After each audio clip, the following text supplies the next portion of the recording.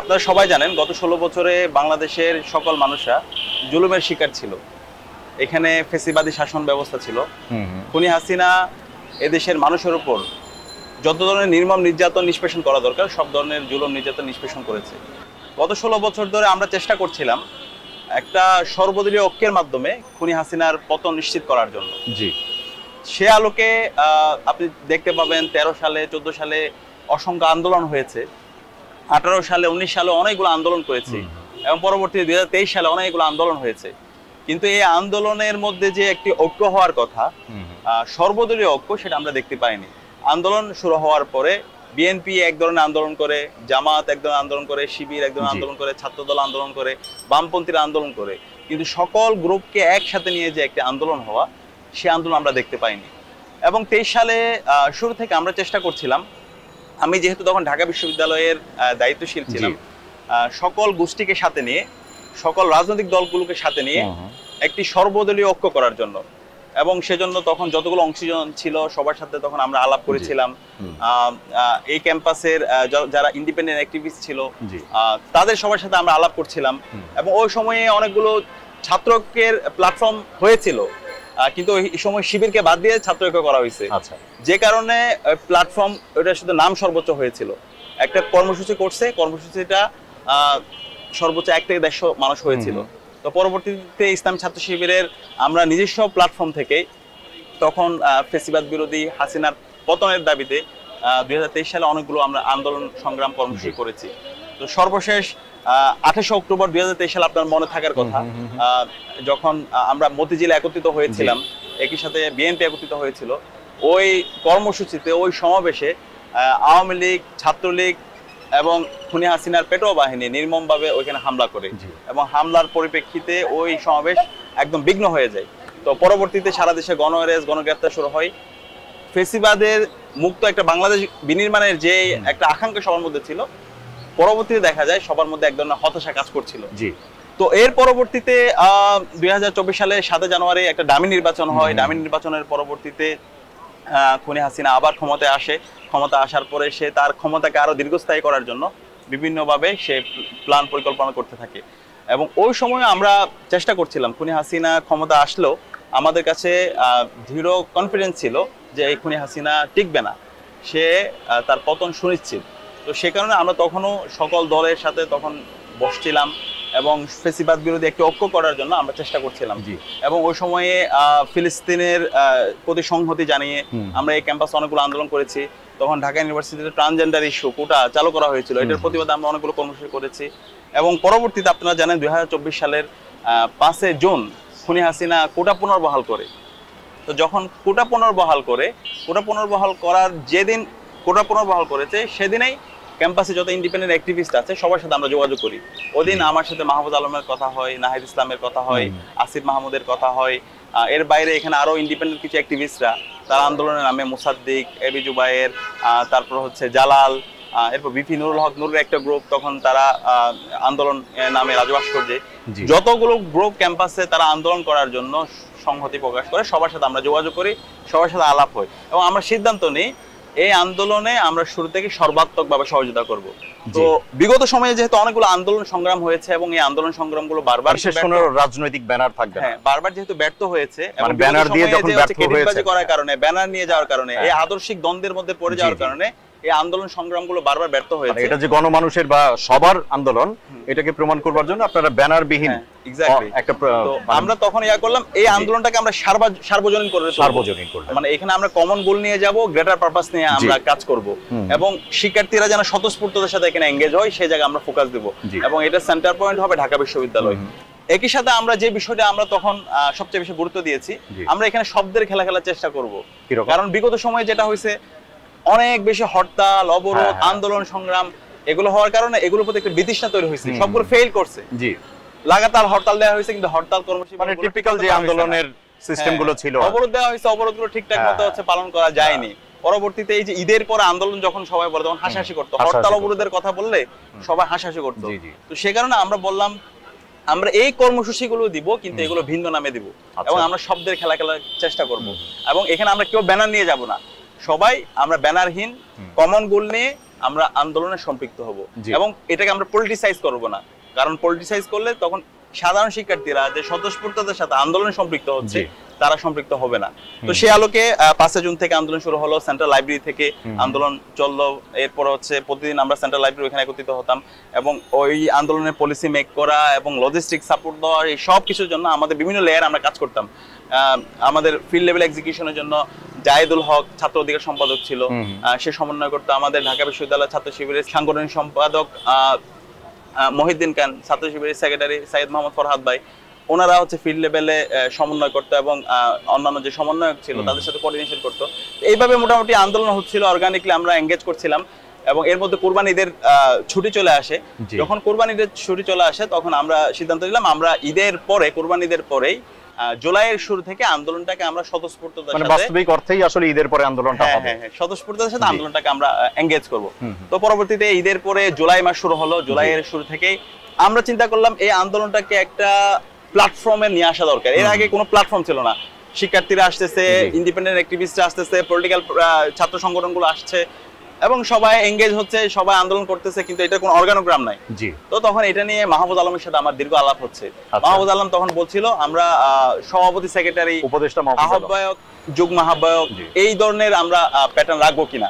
তখন ছাত্র উপদেষ্টা মাহবুব আলম, তখন তার সাথে এটা নিয়ে আমার লম্বা আলাপ হয়। আমি বললাম যদি এখানে আমরা সভাপতি, সেক্রেটারি অথবা হচ্ছে উপদেশ, আহ্বায়ক, যুগ্ম আহ্বায়ক, সদস্য, মানে এই ধরনের যদি আমরা প্যাটার্ন দিই তাহলে এর মধ্যে বিভাজন তৈরি হবে। কে কার মানবে?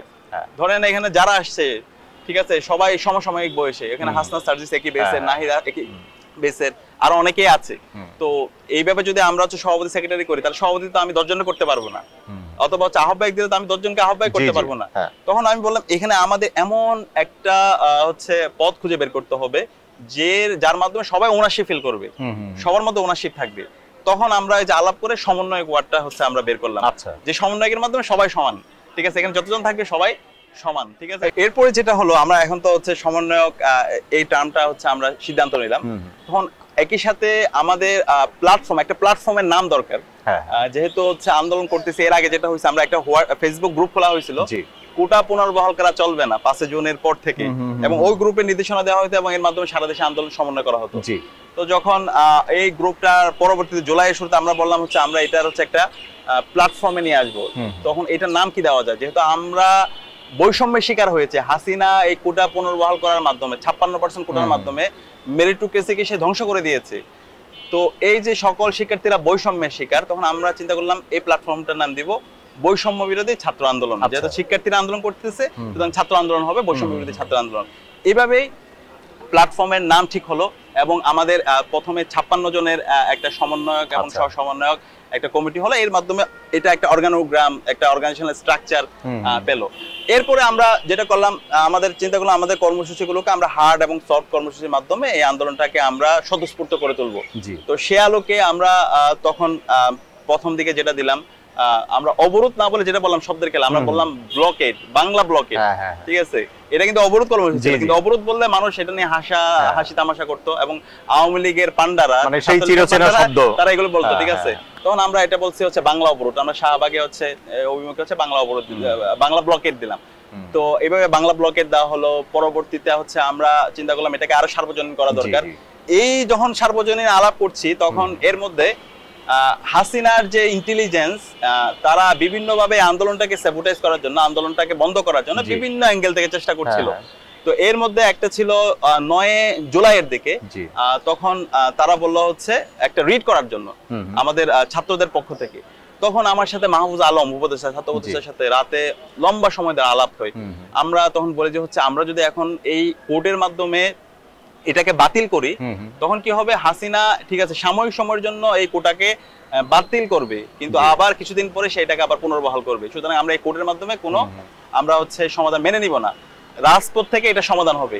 আর একই সাথে আমাদের ভেতরে তো এটা ছিল, আমরা যেহেতু এই যে কোটা এই ওসিলা করে শিক্ষার্থীরা যেহেতু স্বতঃস্ফূর্তভাবে আন্দোলনে এঙ্গেজ হয়েছে, এটাকে এঙ্গেজ করে, এটাকে কন্টিনিউ করে আমরা ফ্যাসিবাদ বিরোধী আন্দোলনের দিকে যাব, খুনি হাসিনার বিরুদ্ধে তার পতনের আন্দোলনে আমরা যাব। সেই কারণে আমরা চাচ্ছিলাম না এটাকে মানে এটা একটা মাস্টার প্ল্যান ছিল আসলে। এক্স্যাক্টলি, আমরা শুরু থেকে এই প্ল্যান অনুযায়ী কিন্তু আগাচ্ছিলাম। মানে ব্যাপারটা এমন না যে হঠাৎ করেই মাথায় চিন্তা এসেছে, প্রত্যেকটা জিনিস এখানে পরিকল্পনার অংশ ছিল, সেই পরিকল্পনার আলোকে আমরা কাজ করছিলাম। তখন এটা নিয়ে আমার ওই দিন রাতে লম্বা সময় ধরে আলাপ হয়। তখন ঢাকা বিশ্ববিদ্যালয় সাংবাদিক সমিতির সভাপতি ছিল আলসাদি ভুইয়া, সে যেহেতু আমার বেসমেট, আমি একই হলে ছিলাম।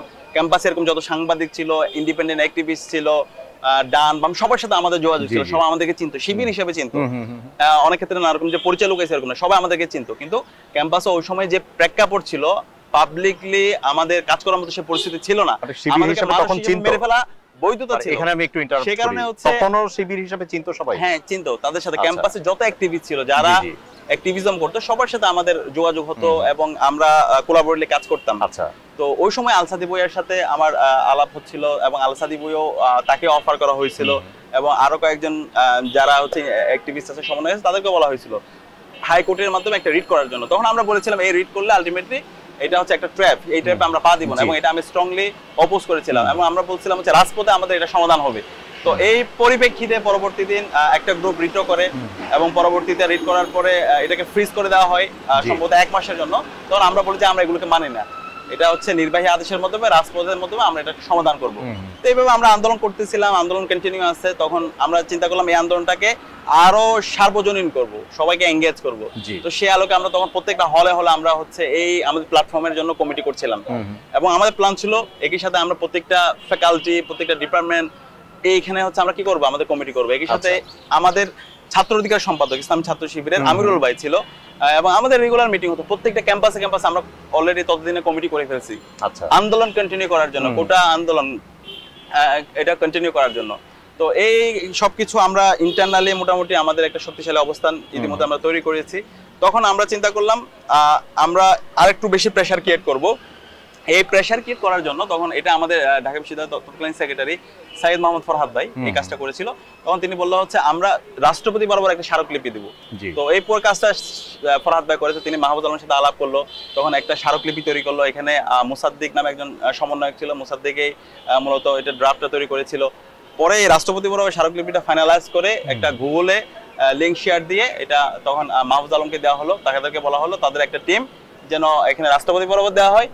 একই সাথে ওই স্মারকটা আমরা সারা দেশের প্রত্যেক ডিসির কাছে পাঠানোর ব্যবস্থা করি। আমাদের সারা দেশের যে জেলা সভাপতিদের টিম আছে তাদেরকে দায়িত্ব দেওয়া হয়, তাদের মাধ্যমে প্রত্যেকটা জেলায় আমরা ওই রাষ্ট্রপতি বরাবর স্মারকলিপির এটা ডিসি বরাবর পাঠাই, ডিসি আবার রাষ্ট্রপতি বরাবর জেলার পক্ষ থেকে পাঠাবে। তাহলে সারা দেশ থেকে রাষ্ট্রপতির কাছে একটা হচ্ছে প্রেসার আসবে। এইভাবে আমরা হচ্ছে আন্দোলন করছিলাম। তো এইভাবে আমাদের আন্দোলন হচ্ছিল, আমরা প্রতিনিয়ত আমাদের কর্মসূচি হার্ড এবং সফট কর্মসূচি করছি। এবং তখন আমরা ততদিনে কি দফাগুলো হয়েছে ওই যে 9 দফা? না না না, ততদিন হয় না। তখন আমি এটা বলছি আপনাকে 14 জুলাইয়ের কথা। 14 জুলাইয়ের কথা। আচ্ছা, তখন আমরা তখন বিশ্ববিদ্যালয়ের সাবেক সভাপতি আলী হাসান জুনায়েদ, তার সাথে আমরা আলাপ করছিলাম, কারণ বিগত সময় আমাদের অনেক এক্সপেরিয়েন্স আছে, আমরা আন্দোলন সংগ্রাম দেখেছি। মানে আমাদের এই আন্দোলন করছি, আন্দোলনকে হাসিনা অথবা তার মন্ত্রী পরিষদের কেউ ওইভাবে কমেন্ট করছে না। এবং আপনার নিঃসন্দেহে মনে থাকার কথা 2018 সালে যখন কোটা আন্দোলন হচ্ছিল তখন মতিয়া চৌধুরী সে আন্দোলনকারীদেরকে রাজাকারের সাথে তুলনা করেছিল। এবং যখন এই আন্দোলনকারীদেরকে রাজাকারের সাথে তুলনা করেছিল সেদিনই আন্দোলনটা অনেক তুঙ্গে উঠে যায়। স্বতঃস্ফূর্ততার সাথে আন্দোলনটা তখন সব জায়গায় ছড়াই পড়ে। তো আমরাও এই আন্দোলনের বিশেষ করে জুলাইয়ের শুরু থেকে আমরা করছিলাম যে হচ্ছে আমরা যে আন্দোলন করতেছি সরকারের দায়িত্বশীল পর্যায়ের কেউ কমেন্ট করুক, এবং কেউ কমেন্ট করতেছিল না তখন পর্যন্ত ওইভাবে। এবং আমার মনে হয় তারা ওই পূর্বের অভিজ্ঞতাটা কাজে লাগাচ্ছিল, আন্দোলনটাকে ফ্রেমিং করুক, ট্যাগিং করুক। ওরাও হয়তোবা ওই অভিজ্ঞতাটাকে কাজে লাগাচ্ছিল যে দেখা যাক আমরা কমেন্ট করা থেকে কতক্ষণ বিরত থাকতে পারি। তো অবশেষে যেটা হলো 14 জুলাই খুনি হাসিনা সে একটা প্রেস কনফারেন্স করছিল, এখানে তার ফেসিবাদী এক সাংবাদিক প্রবাস আমিন তাকে কোয়েশ্চেন করে পরবর্তীতে সে আমাদের আন্দোলনকারীদেরকে রাজাকারের নাতিপুতি হিসাবে সে তুলনা করেছিল। যখন এসে রাজাকারের নাতিপুতি তুলনা হিসাব করেছে আমরা ধরলাম এটা সবচেয়ে বড় মোমেন্টাম, আমরা এটাকে ক্যাশ করব। তখনই ওই সময়ে সন্ধ্যায় আমাদের ঢাকা বিশ্ববিদ্যালয়ের তৎকালীন সেক্রেটারি ফরহাদ ভাইকে উপদেষ্টা, সাবেক উপদেষ্টা নাহিদ ইসলাম ফোন দিয়ে বলে যে হচ্ছে ভাই এটাকে নিয়ে আমরা কি করতে পারি। তখন ফরহাদ হচ্ছে নাহিদের সাথে আলাপ করে এবং সিদ্ধান্ত হয় যে হচ্ছে আমরা আজকে প্রত্যেকটা হল থেকে রাতেই যে হচ্ছে রাজাকার বলে আমাদের আন্দোলনটাকে ফ্রেমিং করা হয়েছে সেটার প্রতিবাদ জানিয়ে আমরা প্রত্যেকটা হল থেকে আমরা মিছিল বের করব।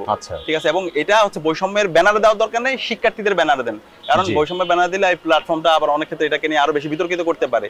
তখন সাধারণ শিক্ষার্থীদের প্ল্যাটফর্ম থেকে ওই দিন রাতে হচ্ছে এই হাসিনার বক্তব্যের প্রতিবাদ মিছিলের ডাক দেওয়া হয় এবং সেদিন আপনারা দেখতেই পেয়েছেন 14 জুলাই পুরো ঢাকা বিশ্ববিদ্যালয়ের প্রত্যেকটা হল থেকে তুমি কে আমি কে রাজাকার এই কথা সে রাতে আমাদের বোনরা বিশেষ করে তারা যেভাবে প্রত্যেকটা হল থেকে বেরিয়ে এসেছিল সেটা ছিল আমাদের জন্য সবচেয়ে বড় একটা অর্জন এবং এর মাধ্যমে পুরো খুনি হাসিনার যে এস্টাবলিশমেন্ট সেটা একদম কাঁপাকাঁপি শুরু হয়ে যায় এবং সে এত বেশি ভয় পায় সে ভয় পেয়ে ছাত্রলীগের সন্ত্রাসী বহিরাগত যুবলীগ আওয়ামী লীগের সন্ত্রাসীদেরকে ঢাকা বিশ্ববিদ্যালয়ের মধুর ক্যান্টিন বিভিন্ন হলগুলোতে অস্ত্রশস্ত্র নিয়ে তারা প্রবেশ করায় এবং শিক্ষার্থীদের উপর হামলার জন্য তারা প্রস্তুতি নিচ্ছিল এবং এই হাসিনার এই কমেন্টের প্রতিবাদে আমরা 15 জুলাই দুপুর 12টায় রাজভাস্কর্যে আমরা কর্মসূচি দিয়েছিলাম এবং রাজভাস্কর্যে কর্মসূচি যখন দিয়েছিলাম তখন আমার সাথে মাহফুজ আলমের সাথে লম্বা সময় ধরে আমরা সকাল থেকে আলাপ হচ্ছিল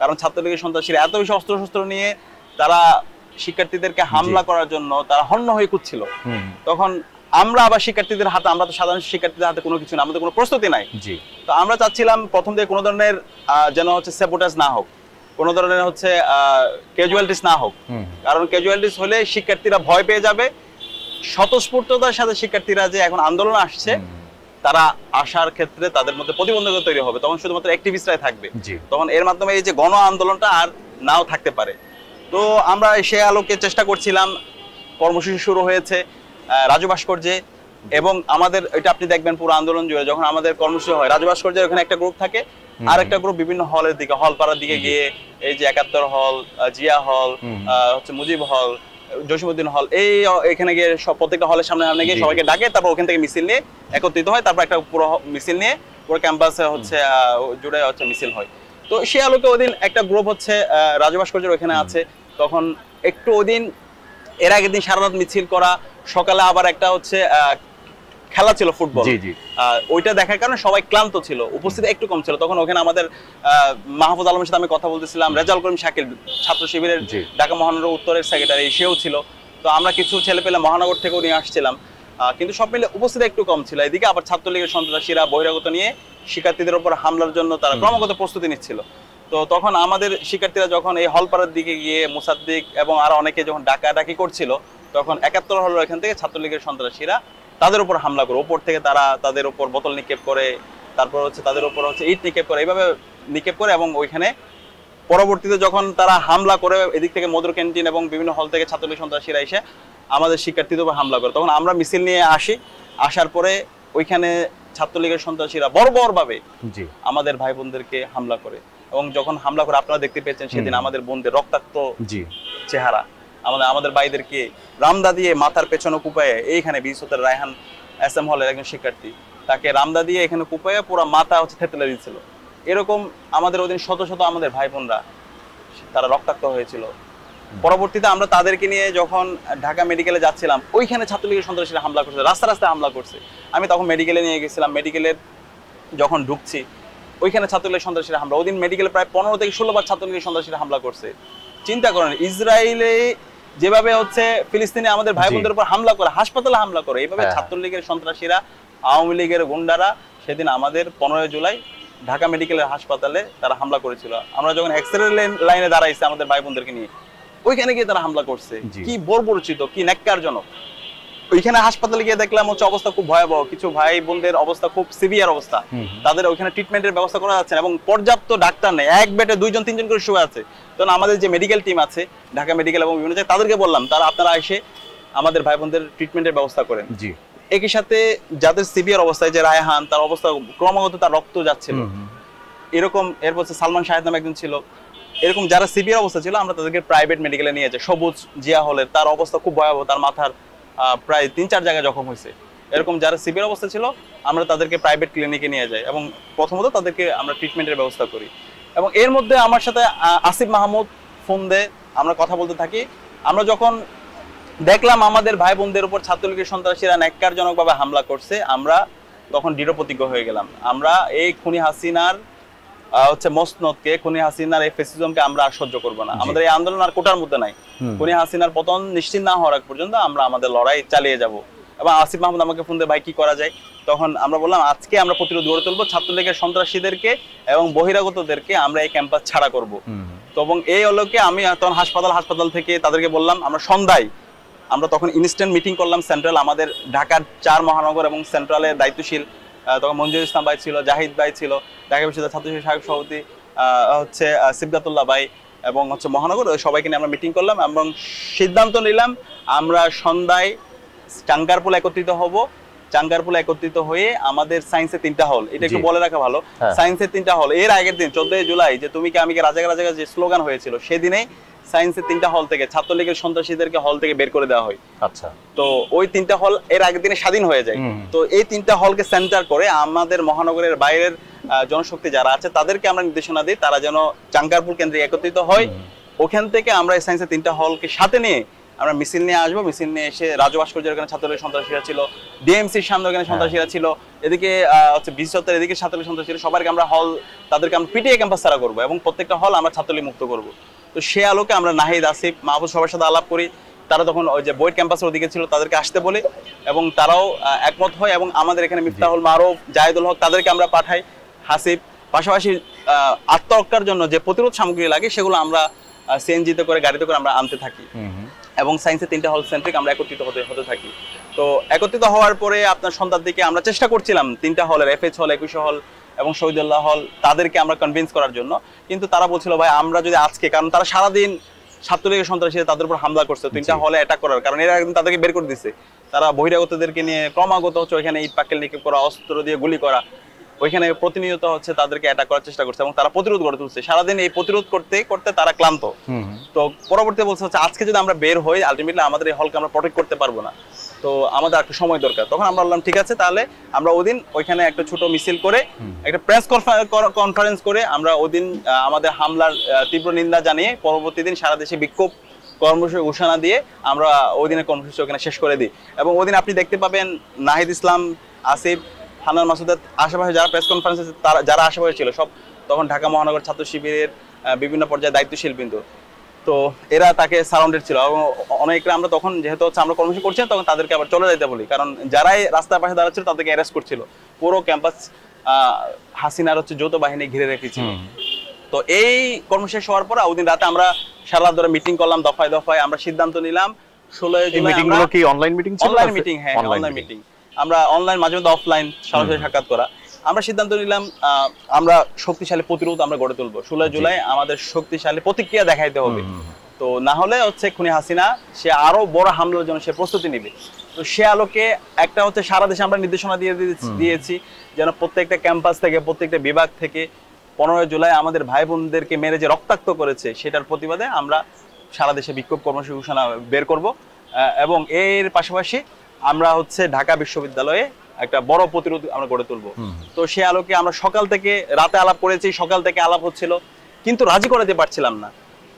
আমার আলাপ হচ্ছিল, কথা হচ্ছিল তখন আসিফ মাহমুদের সাথে কিন্তু রাজি হচ্ছিল না, সবাই এক ধরনের ভয় পেয়ে গেছে। 15 জুলাই ছাত্রলীগ সন্ত্রাসীরা যেভাবে এখানে হামলা করেছে, হামলার পরে সাধারণ শিক্ষার্থীদের একটা অংশ তারা নামার ক্ষেত্রে হচ্ছে তাদের হচ্ছে ওই স্বতঃস্ফূর্ততা পাচ্ছে না। তখন আবার 16 জুলাই এটা আমাদের জন্য চ্যালেঞ্জিং, আমরা যদি আজকে কর্মসূচি না দিই তাহলে যেটা হবে হাসিনার ফ্যাসিজম আরো শক্তিশালীভাবে টিকে যাবে। সুতরাং এই প্রতিরোধের জন্য আমাদের 16 জুলাই কর্মসূচি দিতেই হবে এবং এটার জন্য আমরা দফায় দফায় মিটিং করছিলাম। আমি বলছিলাম যত লোক লাগে আমরা ম্যানেজ করব এবং আমি প্রথমে প্রস্তাবনা দিয়েছিলাম শাহবাগে, কারণ ছাত্রলীগের সন্ত্রাসীরা তারা দুপুর 12টায় আবার হচ্ছে রাজু ভাস্কর্যে কর্মসূচি ঘোষণা করে দেয় 16 জুলাই। তো আমি বললাম শাহবাগে দিব, শাহবাগকে সেন্টার করে আমাদের হচ্ছে এদিকে হচ্ছে আপনার কাটাবন থেকে একটা বড় গ্রুপ মিছিল নিয়ে আসবে, এরপর হচ্ছে একটা রমনার দিক দিয়ে মিছিল নিয়ে আসবে, একটা কারণ বাজারের দিয়ে মিছিল নিয়ে আসবে, আর ঢাকা বিশ্ববিদ্যালয়ে আমরা যারা আছি আমরা হচ্ছে সেন্ট্রাল মসজিদ থেকে মিছিল নিয়ে শাহবাগে একত্রিত হবে। এরপর বড় একটা মিছিল নিয়ে সবাই বড় জমায়েত করবো, কমপক্ষে আমার প্ল্যান ছিল 30,000-এর মতো একটা জমায়েত হবে। সেই মিছিল নিয়ে আমরা ক্যাম্পাসে ঢুকবো, ছাত্রলীগের সন্ত্রাসীরা রাজবাস করেছে তাদেরকে পিটিয়ে ক্যাম্পাস ছাড়া করবো। এরপর হচ্ছে আমরা প্রত্যেকটা হলে গিয়ে প্রত্যেকটা হল স্বাধীন করবো। তো এই প্ল্যান তাদেরকে বললাম এবং যত লোক লাগে সেটা আমি দেওয়ার কথা বললাম, কিন্তু রাজি করাতে পারছিল না এবং সর্বশেষ রাজি করাতে পেরেছি এবং সেটা হলো হচ্ছে শহীদ মিনারে। 16 জুলাই শহীদ মিনারে, এটা তখন সম্ভবত হচ্ছে সকাল 11টা বেজে গেছে, তখন শহীদ মিনারে ঘোষণা দেওয়া হলো কর্মসূচি। এবং কর্মসূচি ঘোষণা দেওয়ার আগেই আমরা আরো একটু স্ট্র্যাটেজিক পজিশন নিয়েছিলাম, কারণ যেহেতু ওই দিন খুবই গুরুত্বপূর্ণ। 16 জুলাইয়ের আপনারা একটু ওই সময় প্রেক্ষাপটগুলো ইউটিউব করে দেখবেন অথবা ওই সময় নিউজগুলো দেখবেন। ওই সময় খুবই ভীতিকর পরিস্থিতি পুরো ক্যাম্পাসে। এই যে আপনার বিশ্বত আজকে এখানে যেখানে আমরা কথা বলতেছি, এখানে পুরো যৌথ বাহিনী ঘিরে রাখছিল ক্যাম্পাসের প্রত্যেকটা প্রবেশ মুখে। যৌথ বাহিনী হচ্ছে তারা ঘিরে রাখছিল এবং ছাত্রলীগের সন্ত্রাসীরাও তারা বিভিন্ন জায়গায় অস্ত্রশস্ত্র নিয়ে তারা তখন অবস্থান করছিল। তো সেই সময়ে এই ক্যাম্পাসে একত্রিত হওয়া এটা মানে হচ্ছে আগুন নিয়ে খেলা করার মতো অবস্থা। তো একই সাথে এই যে তাদের অবস্থান, তাদেরকে যেন আমরা ব্যস্ত রাখতে পারি, সেখানে কৌশলগত কারণে আমরা আরো দুইটা জায়গায় আমরা অবস্থান নিয়েছিলাম। একটা হচ্ছে সায়েন্স ল্যাব মোড়ে, ওদিন আপনি দেখতে পাবেন সকাল থেকে সায়েন্স ল্যাব মোড়ে শিক্ষার্থীরা অবস্থান নিয়েছিল। এটা কিন্তু আমাদের পরিকল্পনার অংশ, আমাদের ঢাকা মহানগর পশ্চিম, ঢাকা কলেজ, আমরা তখন পত্রিকায় অথবা অংশ এবং প্রত্যেকটা সেকেন্ডের সাথে আমরা কানেক্টেড ছিলাম। প্রত্যেকটা সেকেন্ড হাজারো গল্প এই জুলাইয়ের। এবং এখানে আবার এটা বলতে এটা আমাদের কোনো ব্যক্তিগত এখানে কারিশমা না, এটা আল্লাহর পক্ষ থেকে সাহায্য, এটা মজলুমের দোয়া। এই গত 16 বছর ধরে হাসিনা আমাদের ভাই এবং বোনদের উপর এত বেশি জুলুম করছে, এত বেশি মায়ের বুক খালি করছে, সেই মজলুম মা বোনদের আমাদের ভাইদের দোয়া আল্লাহ তাআলা কবুল করছে এবং আল্লাহ সাহায্য ছিল, আমাদের শহীদরা রাস্তা দেখাইছে। এর মাধ্যমে আজকে আমরা নতুন বাংলাদেশ পেয়েছি। এর বাইরে আমরা কিছু কাজ করার আমরা সুযোগ পেয়েছি, আমি মনে করি এর বাইরে আর কিছু না, ছোট কিছু কাজ করার আমরা সুযোগ পেয়েছি। আল্লাহ তাআলা আমাদেরকে ছোট্ট এক খেদমত করার সুযোগ করে দিয়েছে। এখানে হচ্ছে বিশেষ করে 15 জুলাই ছাত্রলীগের সন্ত্রাসীরা আমাদের বোনদেরকে মেরে যেভাবে রক্তাক্ত করেছিল, সেই রক্তাক্ত চেহারাগুলো দেখে আর কেউ বসে থাকতে পারে নাই।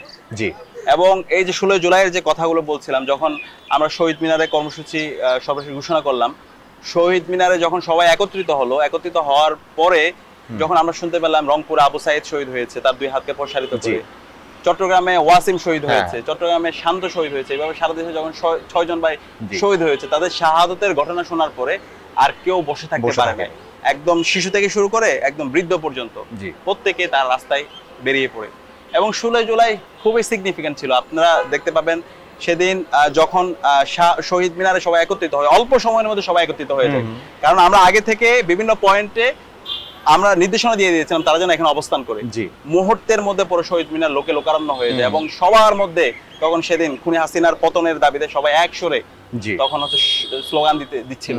এবং ওই সমাবেশকে বানচাল করার জন্য একদিকে হচ্ছে আপনার এখানে রাজভাস্কর যেখানে ছাত্রলীগের সন্ত্রাসী অস্ত্র নিয়ে অবস্থান করছিল, অন্যদিকে চাঙ্গারপুলের ওইখানে ছাত্রলীগের সন্ত্রাসী, আওয়ামী লীগ এবং হাজী সেলিমের গুন্ডারা আনসার সহ ক্রমাগত গুলি করছিল।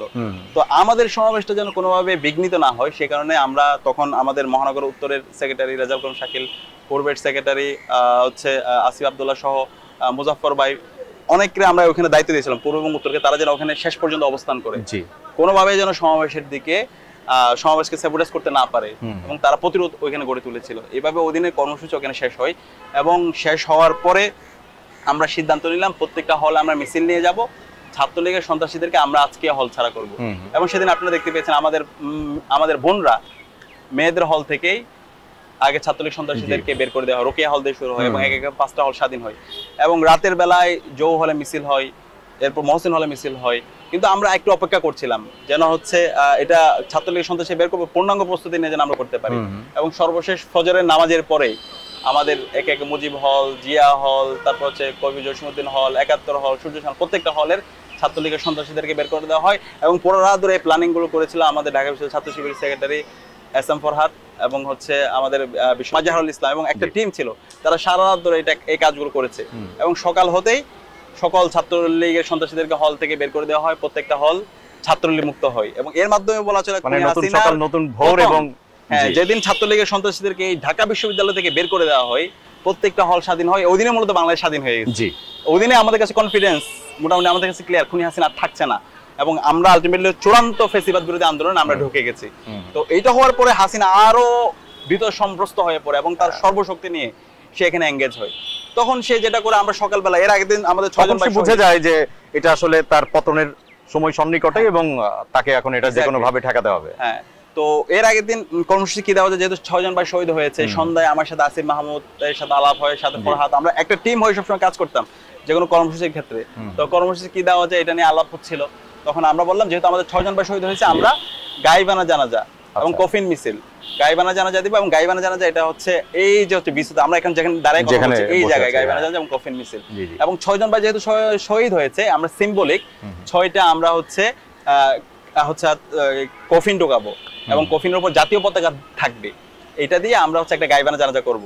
তো তো সে আলোকে পরবর্তী দিন আমাদের এই কফিন মিছিল এবং গাইবানা জানাজার জন্য এই কফিনগুলো তো ঢুকাতে হবে এবং সেটা দায়িত্ব দেওয়া হয় আমাদের ইসলাম ছাত্র শিবির ঢাকা বিশ্ববিদ্যালয়ের সাবেক সভাপতি শাহ মাহবুবুল হক চৌধুরী ভাইকে এবং ছাত্র শিবির সাবেক কেন্দ্রীয় সভাপতি দেলোয়ার হোসেন ভাইকে। তো দেলোয়ার ভাইকে বলি এবং ভাই এবং মাহবুব ভাই সমন্বয় করে আমাদের জন্য ওই সময়ে 6টা কফিন এবং জাতীয় পতাকা সেগুলো ম্যানেজ করে দেয়। এখন এগুলো ম্যানেজ হওয়ার পরে এটা যে আমরা ঢুকাবো সে অবস্থা আমাদের নাই। পুরো ক্যাম্পাসে হাসিনার তার আইন শৃঙ্খলা বাহিনী, তার পেটোয়া বাহিনী পুরো ক্যাম্পাস ঘিরে রাখছে, কাউকে ঢুকতে দিচ্ছে না। পরবর্তীতে আমরা চেষ্টা করলাম শাহবাগ দিয়ে, ব্যর্থ হলাম। মুজিব হলের পিছনে একটা গেট আছে ছোট, ওই দিক দিয়ে চেষ্টা করলাম, ব্যর্থ হলাম। তারপর আমরা চেষ্টা করলাম চাঙ্কারপোল দিয়ে, ওই দিক দিয়েও আমরা ঢুকাতে পারছি না। পলাশি দিয়ে চেষ্টা করলাম, ব্যর্থ হলাম। সর্বশেষ আমরা এই যে মুক্তি তোরণ গেট দিয়ে ওইখানে আনলাম এবং এখান থেকে আমরা মিছিল নিয়ে গিয়ে ওইটা আমরা নিয়ে আসলাম। নিয়ে এসে ঢুকে এখানে আমরা মিছিল করলাম, গায়বানা জানাজা করলাম। গায়বানা শেষ হইতে না হতে হাসিনার যৌথ বাহিনী আমাদের উপর ফায়ার শুরু করে। আমরা আবার সব এদিকে হলপাড়ার দিকে চলে আসি, ধাওয়া পাল্টা দেওয়া হয়। এই যখন চলছিল এর মধ্যেই ঘোষণা আসে এই ক্যাম্পাসের বন্ধ ঘোষণা করা দেওয়া হয়েছে। ঢাকা বিশ্ববিদ্যালয় ক্যাম্পাস খুনি হাসিনার ভিসি মাকসুদ কামাল বন্ধ ঘোষণা করছে। তখন সবাই একটু হতাশ হয়ে পড়ছে যে ক্যাম্পাস থেকে আন্দোলন শুরু হয়েছে সেই ক্যাম্পাসটাই বন্ধ ঘোষণা করে দেওয়া হয়েছে, তাহলে আন্দোলনের ভবিষ্যৎ কি? তখন আমরা বলছিলাম না, আমরা ক্যাম্পাস অবস্থান করবো শেষ পর্যন্ত। এবং ছাত্রলীগ মুক্ত হওয়ার পর থেকে সকাল থেকে শিক্ষার্থীরা হল ছাড়া, তারা হল ছেড়ে চলে যাচ্ছিল তাদের পরিবার থেকে। স্বাভাবিক, যারা সাধারণ শিক্ষার্থী তাদের পরিবার থেকে প্রেসার দিচ্ছে, তখন হল ছেড়ে তারা চলে যাচ্ছিল। তখন আমরা তাদেরকে বলছিলাম, রিকোয়েস্ট করছিলাম, ভাই থাকো, আমরা বাঁচলে একসাথে বাঁচবো, মরলে একসাথে মরবো, ঠিক আছে? এখন যদি সবাই চলে যায় তাহলে আলটিমেটলি তো এটা হল সেফ রাখা, তাহলে ছাত্রলীগ আবার এসে উঠবে।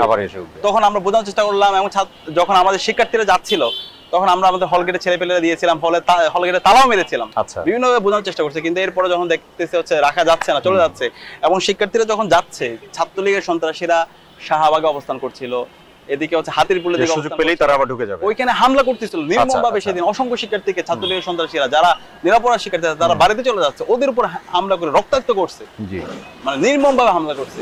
তো সর্বশেষ সন্ধ্যার দিকে যখন দেখতেছি আমরা ছাড়া আর কেউ নাই, তখন আমরা বললাম ঠিক আছে, আমাদের যারা জনশক্তি আছে এবং সাধারণ শিক্ষার্থী যারা আছে তারা যেন ঢাকা অবস্থান করে। ঢাকায় তখন তাদের থাকার ব্যবস্থা করলাম এবং সাধারণ শিক্ষার্থীদের যে অংশ তারা আছে তাদেরকে আমরা এখানে ঢাকায় থাকার আমরা তখন ব্যবস্থা করেছিলাম। একই সাথে আমরা তখন মিটিং করলাম আমাদের সারা দেশের দায়িত্বশীলদের সাথে, ঢাকা মহানগরের সাথে, প্রাইভেট বিশ্ববিদ্যালয়ের শিক্ষার্থীদের সাথে। আমরা ওই দিন সন্ধ্যায় মিটিং করেছিলাম, কেন্দ্রীয় সভাপতি সেক্রেটারি, আমরা পুরো প্যানেল অনলাইনে মিটিং করেছিলাম এবং আমরা সিদ্ধান্ত নিলাম এই ঢাকা বিশ্ববিদ্যালয় বন্ধ করেছে, সমস্যা নাই, এই আন্দোলনটাকে আমরা সারা দেশে ছড়াই দিব এবং একই সাথে আমরা প্রাইভেট বিশ্ববিদ্যালয়ের শিক্ষার্থীদেরকেও এখানে এঙ্গেজ করব। আমাদের যতটুকু সামর্থ্য আছে আমরা সবটুকু দিয়ে আমরা এখানে চেষ্টা করব। কিন্তু পরবর্তী দিন 18 জুলাই প্রাইভেট বিশ্ববিদ্যালয়ের শিক্ষার্থী ভাই বোনরা এইভাবে তাদের জীবনকে উৎসর্গ করবে, এইভাবে রাস্তায় নামবে, এটা আমাদের কল্পনাই ছিল না। আমরা আমাদের জায়গা থেকে যতটুকু আমাদের কমিটি আছে প্রত্যেকটা জায়গায় তাদের সাথে আমরা মিটিং করেছিলাম, নির্দেশনা দিয়েছিলাম, কিন্তু এইভাবে যে তারা দেশের জন্য এবং হাসিনার ফেসিবাদের বিরুদ্ধে তারা এইভাবে এটা আমরা কল্পনা করতে পারিনি। এবং শহরে মধ্যবিত্ত শ্রেণী তারা যেভাবে রাস্তায় নেমেছে, তারা যেভাবে জীবন দিয়েছে, সেটা এই আন্দোলনটাকে সফলতার পেছনে অন্যতম একটা ফ্যাক্টর ছিল এই প্রাইভেট বিশ্ববিদ্যালয় এবং শহর মধ্যবিত্ত শ্রেণী। এবং এই যখন আমাদের প্রাইভেট বিশ্ববিদ্যালয়ের ভাই বোনরা যখন জীবন দিচ্ছিল এবং অলরেডি প্রত্যেকটা ক্যাম্পাসে যখন রক্তাক্ত হয়েছিল, এই সময়ে আবার ইন্টেলিজেন্সের একটা পক্ষ 18 জুলাই তারা বিভিন্নভাবে চেষ্টা করছিল সংলাপ করার জন্য, বিভিন্নভাবে ম্যানেজ করার জন্য। তখন তারা বলছে ঠিক আছে তোমাদের কোটা এটা আমরা মেনে নেব। ততক্ষণ আমরা বললাম এই আন্দোলন আমাদের আর কোটার মধ্যে নাই, আমাদের এখন আন্দোলন অ্যান্টি ফ্যাসিস্ট আন্দোলন, হাসিনার পতন আন্দোলন। এবং তখন আমি আসিম মাহমুদ, নাহিদ, হাসনান স্যার সবার সাথে আলাপ করেছিলাম এবং বললাম রক্তের উপর কোনো সংলাপ হইতে পারে না, অলরেডি আমাদের অনেক ভাই বোনরা শহীদ হয়ে গেছে, সুতরাং রক্তের উপর আমরা কোনো ধরনের সংলাপ করতে পারি না। এবং এই আলাপ যখন হচ্ছিল একই সাথে আমি তখন আমরা ফেসবুকেও পোস্ট দেখতে পাচ্ছিলাম, তখন আমি সবাইকে বলে বলে পোস্ট দিয়েছিলাম, সবার সাথে আমি লম্বা সময় কথা বলেছিলাম। তো 18 জুলাই যখন আমরা এই কাজগুলো করছিলাম, একই সাথে যতগুলো অংশীজন আছে সবার সাথে তখন আমরা আলাপ করছিলাম। তখন আমি জামাত ইসলামী সেক্রেটারি জেনারেল মিয়া গোলাম পরোয়ার ভাইয়ের সাথে কথা বললাম, বিএনপির বিভিন্ন নেতৃবৃন্দের সাথে যোগাযোগ করলাম এবং সবাইকে বললাম এত বিশাল একটা স্বতঃস্ফূর্ত আন্দোলন শিক্ষার্থীদের, আপনারা এখানে সর্বশক্তি নিয়ে এঙ্গেজ হন, আপনারা যদি সর্বশক্তি নিয়ে এঙ্গেজ হন খুনি হাসিনার পতন খুব দ্রুত হইতে যাচ্ছে ইনশাআল্লাহ। আমি তাদেরকেও বলি এবং তাদের সর্বশক্তি নিয়ে সম্পৃক্ত হওয়ার জন্য অনুরোধ করতে থাকি। এবং এই যখন আলাপ করছিলাম তখন আমাদের কাছে বিভিন্ন জায়গা থেকে ইনফরমেশন আসছিল যে কোনো সময় ইন্টারনেট চলে যেতে পারে এবং কারফিউ জারি হতে পারে, খুনি হাসিনা অলরেডি সে তার মস্তক নিয়ে সে কাপাকাপি শুরু হয়ে গেছে। তখন আমরা আমাদের পরবর্তী কর্মসূচি ঠিক করার জন্য আমরা বসে গেলাম এবং আমাদের সবসময় একটা টিম ছিল, কর্মসূচি প্রণয়ন করার জন্য পরবর্তী 2-3 দিনের কর্মসূচি কি হবে এটা আমরা একসাথে ঠিক করে রাখতাম। তো এই টিমে থাকতো ঢাকা বিশ্ববিদ্যালয়ের ছাত্র শিবির সাবেক সভাপতি মির্জা গালিব ভাই, শরফুদ্দিন ভাই, আলী হাসান মাহমুদ জুনায়েদ ভাই, রাফেজ সালমান রিফাত ভাই, সিবগাতুল্লাহ ভাই, এবং কেন্দ্রীয় একটা টিম ছিল, ওইখানে ছিল আমাদের কেন্দ্রীয় সাবেক সভাপতি মঞ্জুরুল ইসলাম ভাই, এরপর হচ্ছে জাহিদুল ইসলাম ভাই, সিবগাতুল্লাহ ভাই, কেন্দ্রীয় মিডিয়া সম্পাদক মাহাদি আল মাহমুদ ভাই, এরপর হচ্ছে আমিরুল ভাই। তো আমরা এই দুইটা গ্রুপে মিলে মূলত হচ্ছে ডিসাইসিভ রোলগুলো নিতাম, আমাদের কর্মসূচি কি হবে এইগুলো ঠিক করতাম। তখন আমরা বসে আমরা নিজেদের মধ্যে পরবর্তী কর্মসূচি কি হতে পারে, যদি ইন্টারনেট না থাকে কর্মসূচি কি হতে পারে সেটা কমিউনিকেশনটা কেমন হতে পারে, কমিউনিকেশন এবং হচ্ছে কর্মসূচি দুটাই। হ্যাঁ, আচ্ছা, তো কর্মসূচির ক্ষেত্রে আমরা তখন ঠিক করলাম আমরা এমন একটা কর্মসূচি দিব যেখানে নেতা থাকুক আর না থাকুক আন্দোলন যেন চলতে থাকে, আন্দোলনটা যেন কোনোভাবে বাধাগ্রস্ত না হয়, এবং এমন কর্মসূচি করা হবে, এটা মির্জা গালিব ভাই ঠিক করছে, মানে যে কর্মসূচির মাধ্যমে হাসিনার পুরো পাওয়ারকে চ্যালেঞ্জ করবে, পুরো পাওয়ার স্ট্রাকচারটা ভেঙে পড়বে, একই সাথে তার পার্টি স্ট্রাকচারও ভেঙে যাবে, এমন ভাবে আমরা এই কর্মসূচি তৈরি করব। তখন এই 9 দফার এই খসড়াটা তৈরি করা হয়, এবং 9 দফাটা এমন ভাবে তৈরি করা হয় এটা মানলে তার পার্টি স্ট্রাকচারও থাকবে না, একই সাথে তার ক্ষমতাও ভেঙে যাবে। এর পাশাপাশি আপনি যেটা বলছেন হচ্ছে যদি ইন্টারনেট না থাকে কমিউনিকেশন মাধ্যম কি হবে সেটা নিয়ে আমরা তখন আলাপ শুরু করলাম, এবং সেটার জন্য আমাদের ঢাকা বিশ্ববিদ্যালয়ের ছাত্র শিবির তৎকালীন সেক্রেটারি সৈয়দ মোহাম্মদ ফরহাদ ভাই সে আগে থেকে অনেকগুলো ফোন ম্যানেজ করে রেখেছিল, অফলাইন বাটন ফোন। আচ্ছা, আপনারা যে বাটন ফোন যেটা আমরা আগে ইউজ করতাম, এই বাটন ফোন অনেকগুলো সে ম্যানেজ করে রেখেছিল, একই সাথে অনেকগুলো সিম ম্যানেজ করে রেখেছিল, এবং এই কোঅর্ডিনেশনের কাজটা করছিল সিবগাতুল্লাহ ভাই। আবার সারা দেশে যেহেতু আন্দোলনটা তিনি সমন্বয় করছিল, তো সিবগাতুল্লাহ ভাই প্রত্যেকটা জায়গায় আমাদের আন্দোলন যারা সমন্বয় করতেছে প্রত্যেকটা বিশ্ববিদ্যালয় এবং প্রত্যেকটা জেলায় সিটিতে তাদের অফলাইন নাম্বার, যদি ইন্টারনেট চলে যায় তাদের সাথে কমিউনিকেশন মাধ্যম কি হবে সে অফলাইন নাম্বারগুলো তিনি আগে থেকে ম্যানেজ করে রেখেছিল। তো এই যখন অবস্থা, যখন আলাপ করছিলাম সন্ধ্যার দিকে আমার আসিফের সাথে আলাপ হচ্ছিল, এবং আমরা যে 9 দফার যে খসড়া তৈরি করেছি সেটা ড্রাফটটা কিন্তু আমি আসিফ মাহমুদকে পাঠিয়ে দিয়েছি, এবং তাদেরকে বললাম তাদের ইন্টারনাল টিমের মধ্যে যেন তারা আলাপ করে এটা নিয়ে হচ্ছে তারা সিদ্ধান্ত নেয়। তো এই আলাপ যখন হচ্ছিল তখন হঠাৎ করে এই সন্ধ্যার দিকে ইন্টারনেট চলে যায়, এবং আপনার নিঃসন্দেহে মনে থাকার কথা যখন ইন্টারনেট চলে গেছে পুরো দুনিয়া ডিসকানেক্টেড। এর আগে আমরা যে কোনো বিষয় অনলাইনে যোগাযোগ করতেছিলাম, প্রতিনিয়ত কানেক্টেড সকাল থেকে সন্ধ্যা পর্যন্ত, এবং কোথায় কি হচ্ছে সবকিছু ইনফর্ম, এবং এক মুহূর্তে এক প্রান্ত থেকে অন্য প্রান্তে যে কোনো বিষয় আমরা সহজে ছড়িয়ে দিতে পারতেছি, এবং মিডিয়ায় যদি ক্রমাগত প্রপাগান্ডাও করে আমাদের এই বিকল্প সোশ্যাল মিডিয়ার মাধ্যমে আমরা সত্য ঘটনাটা আমরা জানা দিতে পারতেছি। কিন্তু যখন ইন্টারনেট চলে গেছে, ইন্টারনেট চলে যাওয়ার পরে মুহূর্তের মধ্যে সবকিছু ডিসকানেক্টেড, তখন আমরা যেটা করলাম সবার আগে কমিউনিকেশনে যে অফলাইন কমিউনিকেশন ডেভেলপ করে সেটা, তখন ফরহাদ ভাই সিবগাতুল্লাহ ভাই আমাদের সবাইকে হচ্ছে একটা বাটন ফোন দিয়েছে, এবং এর মাধ্যমে আমরা সবার সাথে আবার কমিউনিকেশন করে একটু সময়ের মধ্যে আমরা এই কমিউনিকেশনটা ডেভেলপ করলাম। এবং সিবগাতুল্লাহ ভাই সারা দেশে নির্দেশনা দিল, পরবর্তী দিন 19 জুলাই শুক্রবার ছিল, সারা দেশের মুক্তিকামী ছাত্র জনতাকে সাথে নিয়ে প্রত্যেকটা মসজিদ থেকে যেন মিছিল বের হয়, এবং আমাদের ইসলাম ছাত্র শিবিরের জনশক্তিরা যেন সামনে এবং পেছন থেকে তারা যেন নেতৃত্ব দেয়। এবং সে আলোকে আমরা দেখতে পেয়েছি 19 জুলাই মুক্তিকামী ছাত্র জনতা তারা সকাল থেকে তারা রাস্তায় নেমে পড়েছিল, এবং সেদিন আপনি ঢাকায় দেখতে পাবেন যাত্রাবাড়ি, রামপুরা, বাড্ডা, মিরপুর থেকে শুরু করে সাভার প্রত্যেকটা জায়গায় সকল স্তরের মানুষরা তারা রাস্তায় নেমে পড়েছিল, এবং তখন থেকে আলটিমেটলি চূড়ান্ত আন্দোলন শুরু হয়ে গিয়েছে। এবং যাত্রাবাড়িতে যদি দেখতে পান আপনি সেদিন কওমি মাদ্রাসার শিক্ষার্থীরা যেভাবে তারা রাস্তায় নেমেছিল, যেভাবে তাদের জীবনকে উৎসর্গ করেছিল, এটা একদম আমার চোখের সামনে আমি দেখেছি সেটা, এবং ওইখানকার হচ্ছে আমাদের মা বোনরাও পর্যন্ত তারা রাস্তায় নেমে পড়েছিল। তো এই যে তাদের আন্দোলন, একই সাথে আমরা সাভারে দেখতে পেয়েছি শ্রমিকরা তারা রাস্তায় নেমে পড়েছিল, মানে সমাজের সর্বস্তরের মানুষরা। এবং সেদিন আমরা প্রথমে সকাল থেকে যেহেতু দেখতে পাচ্ছিলাম মিডিয়া ক্রমাগত প্রপাগান্ডা হচ্ছে, আপনি ওদিন 19 জুলাই মিডিয়ার একটু স্ক্রলিং যদি করেন সেদিন দেখতে পাবেন হাসিনা বারবার বলতেছিল শিক্ষার্থীদের দাবি দেওয়া মেনে নেওয়া হয়েছে, শিক্ষার্থীরা পড়ার টেবিলে ফিরে গেছে, এখন আর আন্দোলন শিক্ষার্থীদের নাই, এখন হচ্ছে বিএনপি জামাতের আন্দোলন, যুদ্ধপরাধী স্বাধীনতা বিরোধী, এই টাইপের বিভিন্নভাবে ফ্রেমিং ট্যাগিং করছিল, এবং আন্দোলনকে বন্ধ করে দেওয়া, এবং ছাত্রলীগের পান্ডাদের থেকে বিভিন্নভাবে কমেন্ট নিয়ে বলছিল হচ্ছে আন্দোলন এখানে থেমে গেছে, এইভাবে বিভিন্নভাবে এটাকে ফ্রেমিং করার চেষ্টা করছিল।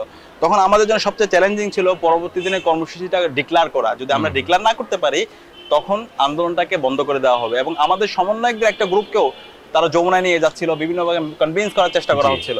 তখন আমরা সবার আগে কি করলাম, আন্দোলন মাঠ পর্যায়ে সমন্বয়ের জন্য নির্দেশনা দেওয়া, সেই অনুযায়ী মাঠে আন্দোলন হচ্ছিল। আমরা বাটা সিগন্যালের একটা অফিসে ওখানে একত্রিত হলাম, আমি সিবগাতুল্লাহ ভাই, মাহাদি ভাই, সাথে হচ্ছে ফরহাদ ভাই আসলো। এরপর আমরা সমন্বয়কদের সাথে যোগাযোগ শুরু করলাম। তখন ফার্স্ট লেয়ারের সমন্বয় কারোর সাথে যোগাযোগ করতে পারতেছিলাম না, সবার নাম্বার অফ। সেকেন্ড লেয়ারের সমন্বয়কদের সাথে তখন যোগাযোগ শুরু করলাম। তখন মোস্তাদিক আলী ইবনে মোহাম্মদ নামে একজন সমন্বয়ক আছে, সে মোহাম্মদপুর বাড়িতে ছিল, তাকে বললাম তুমি আসো, সে আমাদের টিমে যুক্ত হলো। পরবর্তীতে ওইখানে বসে 9 দফা ফাইনাল করা হলো, এবং এই শাওকাফ ফরহাদ ভাই তিনি করেছেন, এবং এই ফাইনাল করার পরে এটা কার নামে এখন এই 9 দফা দিবে সেটা আমাদের এখন ঠিক করতে হবে। তো সেটা করার জন্য আমরা সেকেন্ড লাইনের সমন্বয়ক আব্দুল কাদেরের সাথে তখন আমরা সিদ্ধান্ত নিলাম আব্দুল কাদেরের নামে দিব। তখন আব্দুল কাদেরের সাথে আমরা যোগাযোগ শুরু করলাম। ফরহাদ ভাই মূলত যোগাযোগ করছিল, পরবর্তীতে আব্দুল কাদেরের সাথে যোগাযোগ করতে তিনি সামর্থ্য হয় এবং এর মধ্যে আমি নিচে চলে আসি, উনি কমিউনিকেশন করতেছিল, আমি নিচে এসে বাটার সিগন্যালের ওই মোড়ে এসে এবং ওই হাতিরপুল এই জায়গায় মুক্তিকামী ছাত্র জনতার সাথে আমি মিলিত হয়ে যাই এবং ওইখানে তখন ধাওয়া পাল্টা দেওয়া চলতেছিল। ছাত্রলীগের সন্ত্রাস ছিল, শাহবাগে ছিল, ওইখানে হচ্ছে পুলিশ ছিল, তারা ক্রমাগত হচ্ছে সায়েন্স ল্যাবের এখান থেকে ধানমন্ডির দিক থেকে এবং হচ্ছে হাতিরপুলের দিক থেকে আমরা মিছিল নিয়ে যখন যাচ্ছিলাম ওরা হামলা করতেছিল। এক পর্যায়ে হেলিকপ্টার থেকে র্যাব গুলি করতেছিল এই যে বাটার সিগন্যাল ওইখানে, আমরা ওই জায়গায় ছিলাম। তো ওই অবস্থায় ওইখানে আর ওঠার মতো অবস্থা ছিল না, যে বিল্ডিং ওনারা ছিল ওনাদেরকে আবার নিচে নামাইতে পারতেছে না, ওনারা এর মধ্যে 9 দফা ফাইনাল করে ফেলছে, আব্দুল কাদেরের সাথে কথা বলা হয়ে গেছে। এখন এই 9 দফাটা মিডিয়া পৌঁছাইতে হবে, এটা হচ্ছে সবচেয়ে চ্যালেঞ্জ। আবার ওদেরকে আমরা নিচে নামাইতে পারতেছি না এবং ওইখানে ইলেকট্রিসিটি অফ করে দেওয়া হয়। 9 দফাটা যে প্রিন্ট দিবে, প্রিন্ট দিয়ে যে আমি মিডিয়া হাউসে পৌঁছাবো সে অবস্থায় নাই। তখন ও শেষ পর্যন্ত 4টা সম্ভবত 4:30টার দিকে আমরা ভাইদেরকে নামাইতে পারি।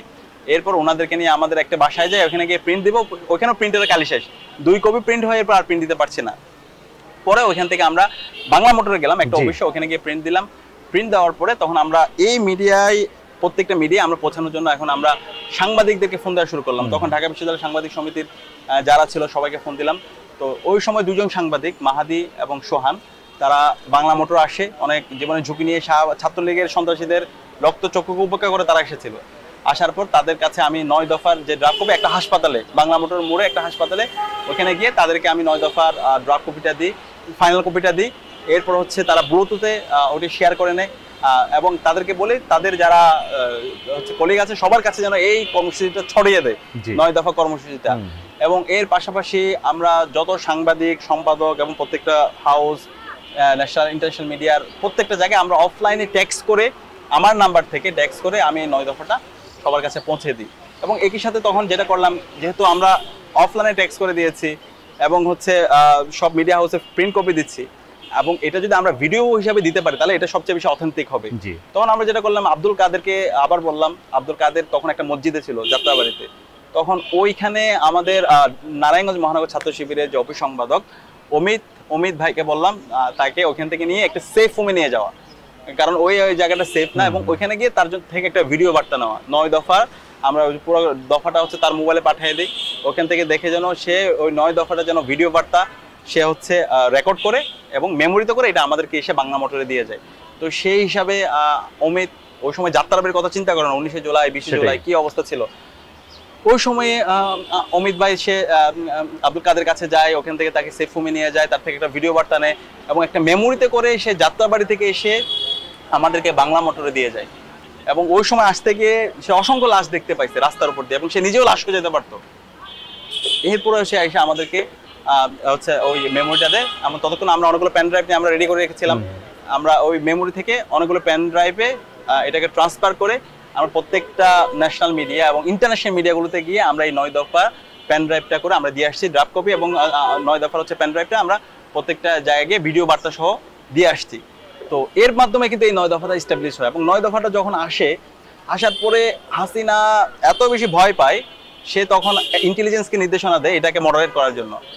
যখন প্রথম চেষ্টা করছে এই 9 দফাটাকে হচ্ছে শিক্ষার্থীদের দাবি না, এটাকে এস্টাবলিশ করার জন্য, কিন্তু যখন দেখতেছে আমরা বিভিন্ন অ্যাঙ্গেলে যতগুলো মাধ্যম আছে সব মাধ্যমে আমরা এটা পৌঁছাইছি, আমরা পেন ড্রাইভে পৌঁছাইছি, আমরা অফলাইন টেক্সটে পৌঁছাইছি, আমরা প্রিন্ট করে পৌঁছাইছি। একই সাথে আমরা আবার হচ্ছে যেটা করছি, যেহেতু পত্রিকায় না ছাপাইতে পারে এই কারণে আমরা 9 দফার এটা প্রিন্ট করে হকারের মাধ্যমে হচ্ছে পত্রিকার ভিতরে ঢুকিয়ে দিচ্ছি। আমাদের কর্মসূচি কি, শুধু এটা একদিন না, 19 তারিখ থেকে একদম 24 তারিখ পর্যন্ত যখন ইন্টারনেট ছিল না, প্রত্যেকটা দিন আমরা কর্মসূচি নিজেরাই লিখছি, লিখে সমন্বয়কদেরকে সেফ রুমে নিয়ে যেয়ে তাদের নামে আমরা এই কর্মসূচিগুলো সারা দেশে ছড়াই দিছি। এভাবে আমাদেরকে যেতে হয়েছে। তো এইভাবে হচ্ছে যখন 9 দফাটা যখন হচ্ছে আমরা দিই, তখন হাসিনার ইন্টেলিজেন্স তখন এটাকে একটু মডারেট করে তখন এটাকে 8 দফা তৈরি করে। এবং এই 8 দফার মধ্যে 9 দফার যে প্রথম দফা, ছাত্র হত্যার দায় নিয়ে খুনি হাসিনাকে জাতির কাছে প্রকাশ্য ক্ষমা চাইতে হবে, সে দফাটাকে বাদ দেওয়া হয়। এবং বাকি সব যেই 8 দফা যেগুলো ছিল এগুলোতে খুনি হাসিনা একটা পশম ছিড়বে না, এই টাইপের। তখন আমরা বললাম 9 দফাটা হচ্ছে আমাদের ছাত্র জনতার দাবি, এবং এটাকে আমরা এস্টাবলিশ করছি। এবং ইতিমধ্যে যখন আমরা ভিডিও বার্তা সহ ইন্টারন্যাশনাল মিডিয়াগুলোতে দিয়েছি, তখন আল জাজিরায় চলে আসছে, এফপিতে চলে আসছে, বিভিন্ন দেশে বিদেশে অনেক বড় বড় মিডিয়াতে চলে আসছে, এবং 9 দফা এস্টাবলিশ হয়ে গেছে। এবং এই 19 তারিখ থেকে 24 তারিখ পর্যন্ত প্রতিদিন সারা দেশে যে গণহত্যা, এবং শিশু হত্যা হয়েছে, প্রত্যেকটা জিনিসের আমরা ডকুমেন্টেশন করছি। আমাদের টিম, আমাদের একটা টিম, তারা শুধু ডকুমেন্টেশন করতো প্রত্যেকটা হাসপাতালে গিয়ে, এক্সপোর্টে গিয়ে। এটা আমাদের কোঅর্ডিনেট করতো মাহাদি ভাই এবং আরাফাত হোসেন ভুইয়া। তো পরবর্তীতে যখন এই অবস্থা, তখন 25 তারিখের দিকে আমাদের সমন্বয়কদের নাহিদ, আসিফ, বাকের, তাদেরকে গণস্বাস্থ্য হাসপাতালে ভর্তি করা হয়। তারা গুম অবস্থায় ছিল। যখন গণস্বাস্থ্য হাসপাতালে ভর্তি করা হয় তখন আমি তাদেরকে ফোন দিয়ে আমি আসিফের সাথে কথা বলে দীর্ঘ সময় জুড়ে, এবং 19 তারিখের পর থেকে একদম 25 তারিখ পর্যন্ত আন্দোলনটা কিভাবে কন্টিনিউ করা হয়েছে, কি করা হয়েছে, কোথায় কি হয়েছে, সব কিছু আমি ডিটেইলস জানাই। এবং তাকে আমি একটা পেইড ভিপিএন প্রদান করি, যেন সিকিউরিটির বিষয়টা যেন এনশিওর করা যায়। তো তখন বলে, এবং তাদেরকে বলে যে তখন বিভিন্নভাবে অনেক পক্ষ থেকে আলাপ আসছিল এবং অনেক মানুষ তখন কনভিন্স এবং ম্যানেজ হয়ে গিয়েছিল। হাসিনা যে 19 তারিখের পর থেকে 24 তারিখ পর্যন্ত যে ম্যাসাকার চালাইছে, সারা দেশে যে গণহত্যা এবং শিশু হত্যা হয়েছে, যে কারফিউ ছিল, এর মাধ্যমে সবাই ভয় পেয়ে গেছে। তখন তারা বলছে না, এখন আর দরকার নাই, হাসিনা টিকে গেছে, এখন ক্যাম্পাস খোলার আন্দোলন করো। বিভিন্নভাবে এই ধরনের আলাপ আসছিল। তখন আমরা বলছিলাম এখন আর কোনো ক্যাম্পাস খোলা আন্দোলন করার সুযোগ নাই, ফেসিবাদ বিরোধী আন্দোলন অলরেডি 700 থেকে 800 আমাদের ভাই বোন শহীদ হয়ে গেছে। এখন যদি আমরা এই ক্যাম্পাস খোলা আন্দোলন অথবা এই ধরনের ম্যানেজেবল কথাবার্তা বলি, তাহলে পুরো শহীদদের সাথে একটা সুস্পষ্ট প্রতারণা করা। তখন আমি আসিফ মাহমুদ এবং নাহিদ ইসলাম তাদের সবার সাথে আলাপ করছিলাম।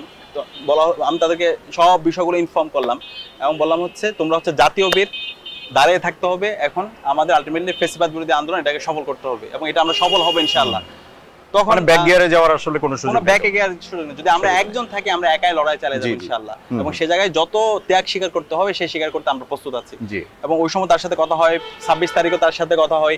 এবং এর মধ্যে আব্দুল কাদেরের নামে লাগাতার 3 দিন প্রেস রিলিজ পাঠানোর কারণে তাকে হন্য হয়ে খুঁজছিল ইন্টেলিজেন্সের লোকরা। তখন আমরা বিকল্প সমন্বয়কদেরকে সেফ হোমে রাখার ব্যবস্থা করছিলাম। তখন আব্দুল হান্নান মাসুদ, তাকেও কিন্তু আমরা 22 জুলাই থেকে সেফ হোমে রাখার ব্যবস্থা করেছিলাম।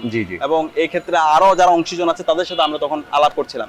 তো 26 জুলাই যখন মূল সমন্বয়করা যখন হাসপাতালে ছিল, তাদেরকে ডিবি কার্যালয়ে নিয়ে যাওয়া হয়। 6 সমন্বয়কে ডিবি কার্যালয়ে নিয়ে যাওয়া হয়।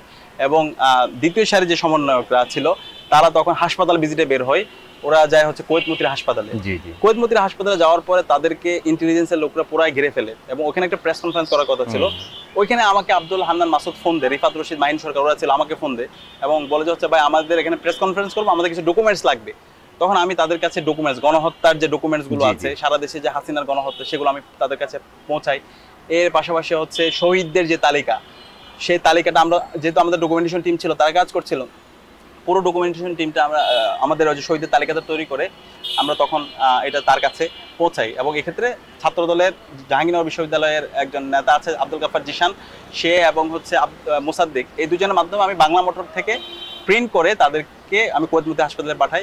এবং কুয়েত মতি হাসপাতাল যেহেতু তাদের সিকিউরিটি কনসার্ন, তখন তাদের সিকিউরিটি এনশিওর করার জন্য তখন আমি আমাদের ঢাকা মহানগর উত্তরের সেক্রেটারি রেজাউল করিম শাকিল, তাকে বলি এবং সে তার জনশক্তিদেরকে ওখানে পাঠায় হাসপাতালের বাইরে এবং ভিতরে অবস্থান করার জন্য, যেন তাদেরকে কেউ ধরে নিয়ে যেতে না পারে। কারণ প্রথম সারির 6 সমন্বয়কে নিয়ে গেছে, এখন ওদেরকেও দ্বিতীয় সারি যে সমন্বয়ক আছে তাদেরকেও যদি নিয়ে যায় তাহলে আন্দোলন কন্টিনিউ করা তো অনেক কঠিন হবে। তো এই অবস্থায় আমাদের সবার প্রায়োরিটি ছিল তাদেরকে আগে সেভ করা এবং তাদেরকে বললাম প্রেস কনফারেন্স করার দরকার নেই, আগে সেভ হোমের এনশিওর করতে হবে তোমাদেরকে।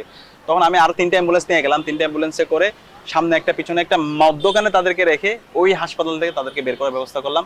এবং তখন যখন বের করতেছি তখন বাইরে কিন্তু ইন্টারনেট নাই, অফলাইনে কথা বলা যাচ্ছে, ইন্টারনেট নাই, কিন্তু আবার রুমের মধ্যে ওয়াইফাই আছে। 26 জুলাই তখন আমি একটা রুমে ছিলাম, তখন রুমে করে আমি পসিবল যত অপশন আছে সেই অপশনে আমি চেষ্টা করছিলাম তাদের জন্য একটা সেফ হোমে রাখার ব্যবস্থা করার জন্য। প্রথমে বনশ্রীর দিকে তাদের জন্য ব্যবস্থা করছি, তখন হান্নান মাসুদ আমাকে অফলাইনে ফোন দিয়ে বলে ওই ছাত্রদলের আব্দুল গাফফার জিশানের নাম্বার থেকে যে ভাই আমরা কোনো বাসা না থেকে আমাদেরকে যদি কোনো এম্বাসিতে ম্যানেজ করতে পারেন সবচেয়ে ভালো হয়। তখন আমি তার সাথে বললাম ঠিক আছে তাহলে দেখি। তখন একটা এম্বাসির পলিটিক্যাল অফিসের সেক্রেটারিকে আমি ফোন দিলাম, তাকে রিকোয়েস্ট করলাম। তখন সে বলে যে it's not a Hollywood movie, embassy কাউকে এভাবে সেফ হোমে রাখতে পারে না, এখানে অনেক লিগ্যাল প্রসিডিউরের ব্যাপার স্যাপার আছে। তখন আমি তাকে রিকোয়েস্ট করতে থাকি, বললাম আমাদের 6 সমন্বয়কে ধরে নিয়ে গেছে, বাকি যারা আছে তাদেরকেও মেরে ফেলবে, এখন দ্বিতীয় সারির সমন্বয়করা এখন এম্বাসির গেটে আছে। তখন আমরা বলতেছি এম্বাসির গেটে এখন দারোয়ান ছাড়া আর কেউ নাই, আর এটা এইভাবে রাখতে পারি না। তখন আমাকে বলতেছে ঠিক আছে আমি চেষ্টা করি, আমি আমার সাংবাদিক বন্ধুর নাম্বার তোমাকে দিচ্ছি। তখন সে আমাকে একটা বিদেশি পত্রিকার সাংবাদিকের নাম্বার দেয়। ওই বিদেশি পত্রিকার সাংবাদিক আমি চিনি না কিন্তু কারোর, আমি কিন্তু কমিউনিকেশন করতেছি রেগুলার। আমি ওনাকে বলি আমাদের 6 সমন্বয়কে ধরে নিয়ে গেছে এবং দ্বিতীয় সারির সমন্বয়ক হাসপাতালে ছিল, তাদেরকে ইন্টেলিজেন্স ঘিরে ফেলেছিল, তাদেরকে মেরে ফেলবে, একটু তাদেরকে সেফ হোমে রাখার ব্যবস্থা করেন। তখন সে শোনার পরে কিছুক্ষণ পরে সে আমাকে একজন নারী সাংবাদিকের নাম্বার দেয়। পরে ওই নারী সাংবাদিক আমি বলি ফোন দিয়ে তাকে রিকোয়েস্ট করতে থাকি সেফ হোমে রাখার জন্য। পরে ওই নারী সাংবাদিক আমাকে আল জাজিরার ইনভেস্টিগেটিভ জার্নালিস্ট জুলকানান সাইর ভাইয়ের নাম্বার দেয়। পরে আমি সাহির ভাইকে বলি, রিকোয়েস্ট করতে থাকি। পরে উনি একজন আমাকে মানবাধিকার কর্মী, আন্তর্জাতিক মানবাধিকার কর্মীর একটা সংস্থার প্রধানের নাম্বার দেয়, ওনাকে আমি রিকোয়েস্ট করতে থাকি। পরে উনি ওনার বাসার লোকেশন দেয়, ওইখানে ওনার অফিসে গিয়ে তারা উঠে এবং ওইখান থেকে 26শে জুলাই থেকে 5 আগস্ট পর্যন্ত ওই অফিস এবং বিভিন্ন জায়গায় তারা ছিল। এবং ওই সেফ হোমে থাকার মাধ্যমে পুরো আন্দোলনটা বলা চলে কোঅর্ডিনেশন হয়েছে আর কি। এবং ওইখানে যখন ছিল আমরা তখন তাদেরকে নির্দেশনা দিয়েছিলাম। মানে এই সাপোর্টটা তো বিশাল সাপোর্ট। এবং ওই সময় ওই রাতে ওইখানে ছিল, পরবর্তীতে আরো অনেকগুলো সেফ হোমে ছিল। এই সামগ্রিক কোঅর্ডিনেশনে আমরা এবং পুরো টিম, অনেকগুলো টিম এখানে একসাথে কাজ করছে, অনেকগুলো স্টেক হোল্ডারকে সাথে নিয়ে তখন আমরা একসাথে কাজ করছি। তখন আমরা সিদ্ধান্ত নিলাম এখন আন্দোলনটাকে আমরা আবার প্রাণবন্ত করে তুলবো, একটু সফট একটু হার্ড কর্মসূচির মাধ্যমে আন্দোলনটাকে আমরা কি করব, আবার প্রাণবন্ত করব। তো সে আলোকে পরবর্তী দিন কর্মসূচি কি দেওয়া যায়, 27শে জুলাই সন্ধ্যায় একটা আমরা অনলাইনে প্রেস কনফারেন্স করার জন্য ঠিক করলাম। তখন আমরা সিদ্ধান্ত নিলাম 28শে জুলাই আমরা দেয়াল লিখন চিত্রাঙ্কন এর মাধ্যমে হচ্ছে আমরা এই যে গণহত্যা হয়েছে এটা প্রতিবাদ জানাবো এবং এর মাধ্যমে আবার সবাইকে সম্পৃক্ত শহর জুড়ে গ্রাফিতি হবে। হ্যাঁ, শহর জুড়ে গ্রাফিতি হবে, সেই কর্মসূচিটা দেওয়া হয়েছিল। এবং 24 ঘন্টার মধ্যে আমাদের 6 সমন্বয়ককে যে ডিবি কার্যালয়ে নিয়ে যাওয়া হয়েছে তাদেরকে ছেড়ে দেওয়ার জন্য আমরা হচ্ছে তাদেরকে আলটিমেটাম দিব। এবং ওই প্রেস কনফারেন্সে আমরা সিদ্ধান্ত নিলাম আমাদের এই যে এর আগের দিন যে প্রেস কনফারেন্স করার কথা ছিল সেখানে যে ডকুমেন্টগুলো প্রেজেন্ট করার কথা ছিল সেগুলো আমরা প্রেজেন্ট করব। তো ওই প্রেস কনফারেন্সে, অনলাইন প্রেস কনফারেন্স গুগল মিটও হয়েছিল, ওইখানে গণহত্যার যে চিত্র প্রদর্শনী সেটা করা হয় যেগুলো আমরা পাঠিয়েছিলাম। এবং শহীদদের প্রথম তালিকা প্রকাশ করা হয়, যেটা বাংলাদেশের ওই সময় প্রথম শহীদদের তালিকা প্রকাশ করা, সেটা ওই দিনেই পাবলিশ করা হয়। এবং ওইখানে প্রায় ডিটেলস কে কোন জায়গায় শহীদ হয়েছে একদম ডিটেলস, এটা পরবর্তী দিন পত্রিকায় একদম বড় বড় পত্রিকায় হেডলাইন হয়ে আসে। ওটা কিন্তু পুরোটাই আমাদের ডকুমেন্টেশন টিম করেছিল, ওইটা প্রদর্শন করা হয়। তো এরপর দিন 28শে জুলাই কর্মসূচি আমরা দিয়েছিলাম, 28শে চিত্রাঙ্কন দেওয়াল লিখন এবং সারা দেশে হয়েছিল। এই আলাপগুলো যখন চলছিল তখন আমাদের নিজেদের মধ্যে তখন আমি আলাপ করছিলাম পরবর্তী দিনে কর্মসূচি কে দেওয়া যায়। এর মধ্যে আমাদের 6 সমন্বয়ককে জোরপূর্বক আন্দোলন স্থগিত করে দেওয়া হয়। তো যখন আন্দোলন স্থগিত করে দেয় তখন আমাকে হান্নান মাসুদ ফোন দেয়। তখন ফোন দিয়ে জিজ্ঞেস করা হচ্ছে, ভাই এখন কি আন্দোলন কন্টিনিউ করতে পারবো কিনা?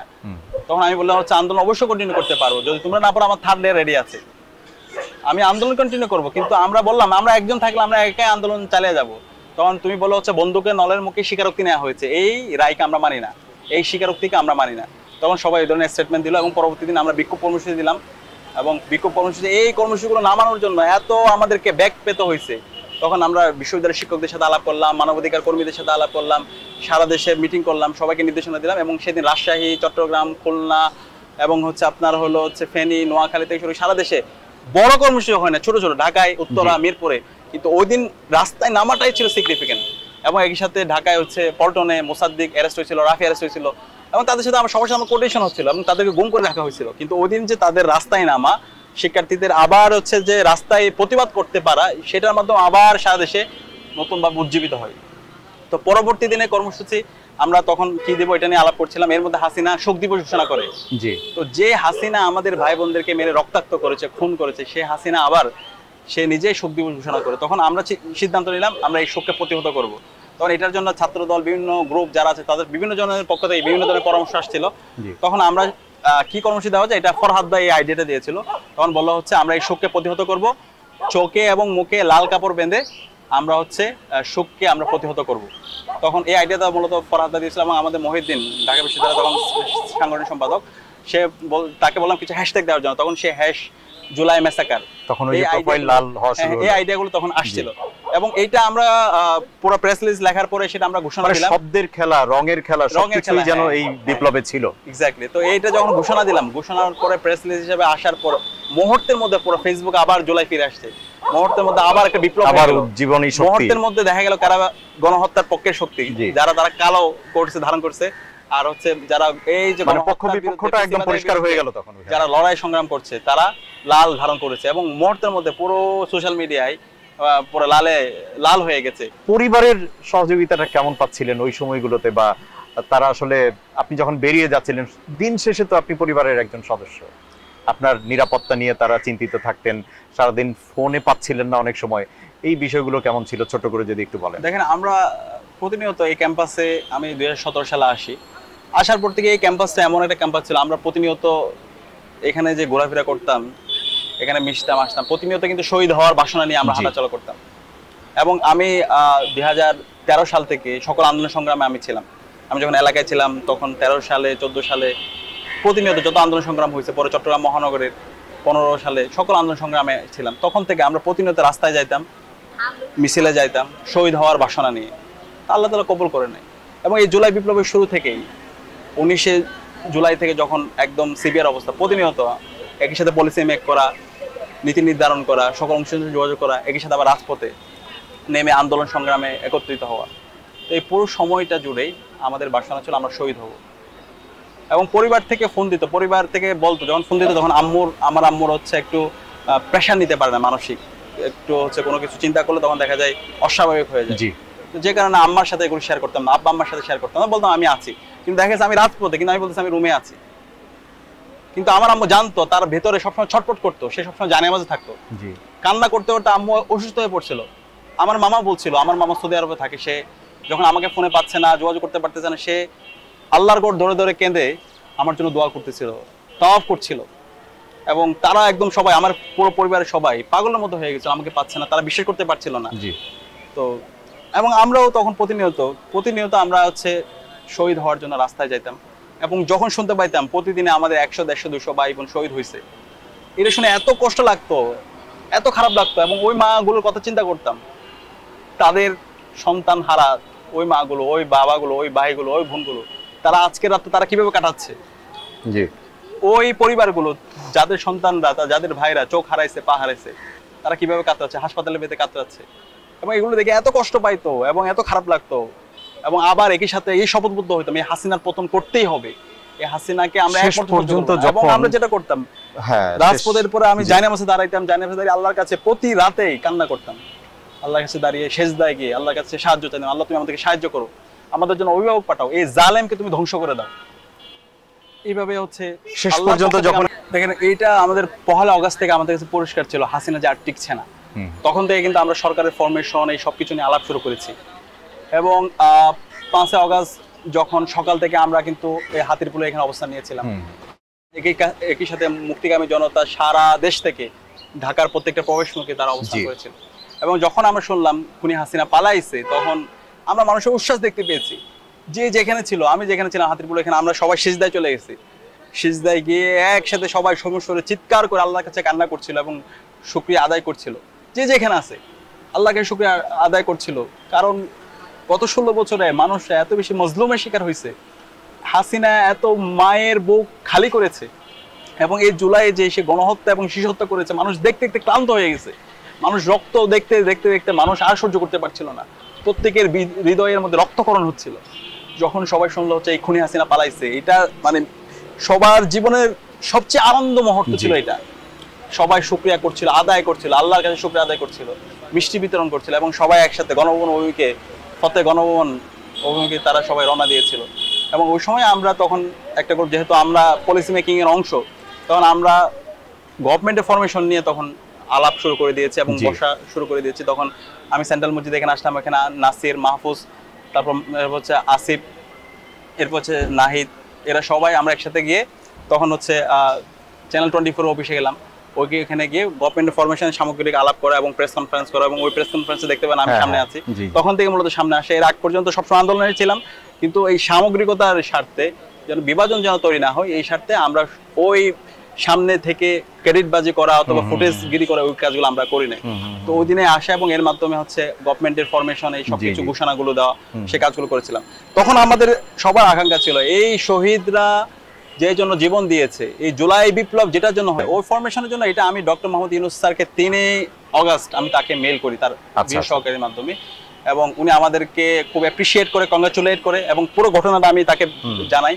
এবং ওনার সাথে 4 আগস্ট আমাদের অনলাইনে একটা মিটিং হওয়ার কথা ছিল। এবং আমি আসিফকে বলি, আসিফ মাহমুদ তখন ওই মিটিংয়ে কারাগারে থাকবে, ওইটা নিয়ে আমরা আলাপ করি। তখন ওখানে মাহফুজ, নাহিদ, আমি এবং আসিফ, আমরা এই 4 জন থাকার ব্যাপারে আমরা সিদ্ধান্ত নিই। কিন্তু 4 আগস্ট আপনার মনে থাকার কথা, এখানে পুরো ঢাকায় যে অবস্থা ছিল, ছাত্রলীগ, সন্ত্রাসী, আওয়ামী লীগ এবং খুনি হাসিনার পেটো বাহিনী, তারা সকাল থেকে ক্রমাগত তারা গুলি বর্ষণ করছে। এবং ওই দিন ওই অবস্থা ছিল না, দুপুর নাগাদ প্রায় 100-র উপর আমাদের ভাইবোন শহীদ হয়ে গেছে, যেখানে ওই মিটিংটা আমরা করতে পারি নাই। এবং সর্বশেষ হাসিনা পালানোর পরে সন্ধ্যায় চ্যানেল 24 অফিস থেকে স্যারকে আবার ফোন দেওয়া হয়, আমরা কথা বলি, ওখানে আমি ছিলাম। এরপরে হচ্ছে আমাদের প্রেস কনফারেন্সের পরে আমরা রাতে একটা বাসায়, আমি নিয়ে আসি সবাইকে, একটা বাসায় ধানমন্দির, ওখানে বসি। রাতে স্যারকে ফোন দেওয়া হয়, স্যার কনফার্ম করে ইউনূস স্যার। এবং রাতেই ওই বাসা থেকে আসিফ, নাহিদ, বাকের সহ একটা হচ্ছে ভিডিও করা হয় এবং ওই ভিডিওতে আমাদের যে সরকার, সেই সরকারের প্রধান হিসেবে ডক্টর মোহাম্মদ ইউনূসের নাম প্রস্তাব করা হয় এবং এর মাধ্যমে আবার বাকি কাজগুলো হয় আর কি। এর মানে আরো অনেক গল্প আছে, জি। সেটা আমরা অন্য কোনো একটা এপিসোডে অবশ্যই ইনশাআল্লাহ বলবো।